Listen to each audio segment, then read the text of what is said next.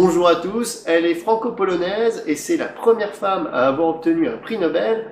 Pourtant, il va falloir attendre 61 ans après sa mort pour qu'elle soit panthéonisée. Vous l'avez sans doute déjà compris, il s'agit là de Marie Curie.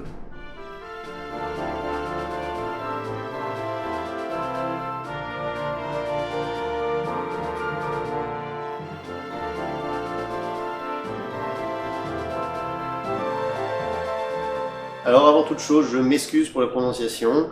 Maria Sklodowska va naître le 7 novembre 1867 à Varsovie, qui appartient alors à l'Empire russe. C'est la cinquième enfant d'une famille dont le papa est professeur de physique et de mathématiques et la maman institutrice. Donc je ne sais pas si ça joue, mais il se trouve que Maria est une très bonne élève et qu'elle rêve de se lancer dans la science. Malheureusement pour elle, c'est une femme et les bancs de l'université lui sont alors interdits.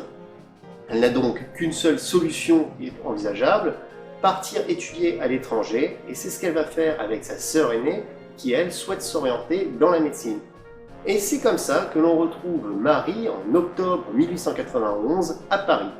Elle va pouvoir alors se lancer dans son rêve et ses études, qu'elle réussit avec succès puisqu'elle obtient une licence de sciences physiques en 1893 et une autre de sciences mathématiques en 1894.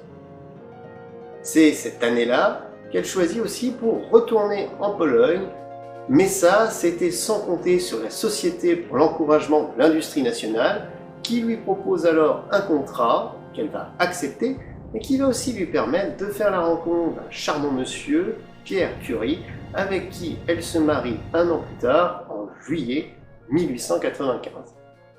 Après la naissance de leur première fille, Irène, elle va alors se lancer dans un doctorat de physique en faisant une thèse sur le rayonnement uranique alors découvert par Henri Becquerel. Avec l'aide de la méthode quantitative mise au point par son mari, elle va pouvoir établir le caractère atomique des rayonnements de l'uranium. Ces recherches font alors penser au couple Curie que les cristaux d'uranium possèdent alors un élément inconnu. Pierre et Marie travaillent donc main dans la main et ils découvrent entre juillet et décembre 1898 non pas un, mais deux nouveaux éléments, le polonium et le radium. En 1903, c'est la consécration de leurs travaux, puisque Pierre et Marie Curie partagent alors le prix Nobel de physique avec Henri Becquerel.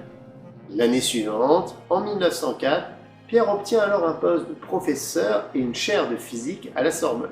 Ceci va permettre à Madame Curie d'obtenir le poste de chef des travaux du laboratoire Curie, qui est rattaché à la dite chaire.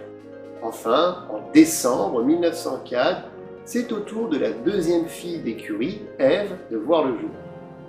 Malheureusement, dans la vie, tout n'est pas toujours rose, et Pierre Curie, victime d'un accident, décède le 19 avril 1906.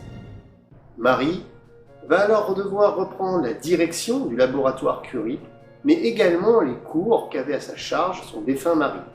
Elle réalisera alors son premier cours à la Sorbonne le 5 novembre 1906.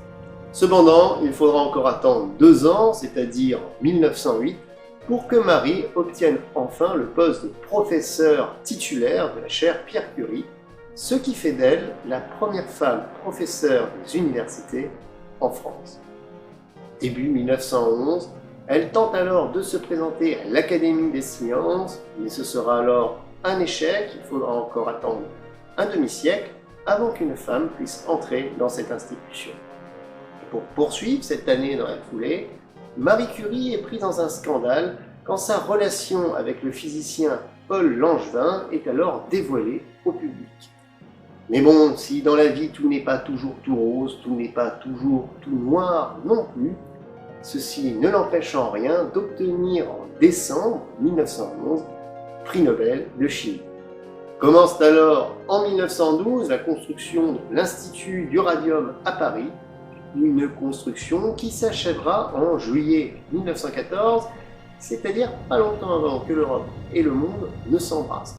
D'ailleurs, parlons-en, en août 1914, quand la guerre éclate, si vous pensez que notre chère petite franco-polonaise allait rester les bras croisés à attendre la fin du conflit, c'est bien mal la connaître. Au contraire, elle va aider au développement de matériel radiographique et aussi à la formation de personnel pour pouvoir l'utiliser.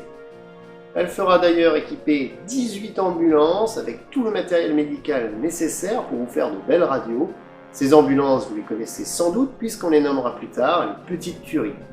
D'ailleurs, Madame Curie, accompagnée d'une de ses filles, est au volant de l'une d'entre elles. Et ces petites Curie, elles vont se rendre de fiers services puisqu'elles vont permettre de sauver de nombreuses vies. En effet, les radios aident les médecins à pouvoir trouver beaucoup plus facilement les débris et autres éclats qui peuvent se trouver dans le corps des blessés. En novembre 1918, les canons se taisent enfin, mais l'heure est à la reconstruction et les financements pour la science se font beaucoup plus rares.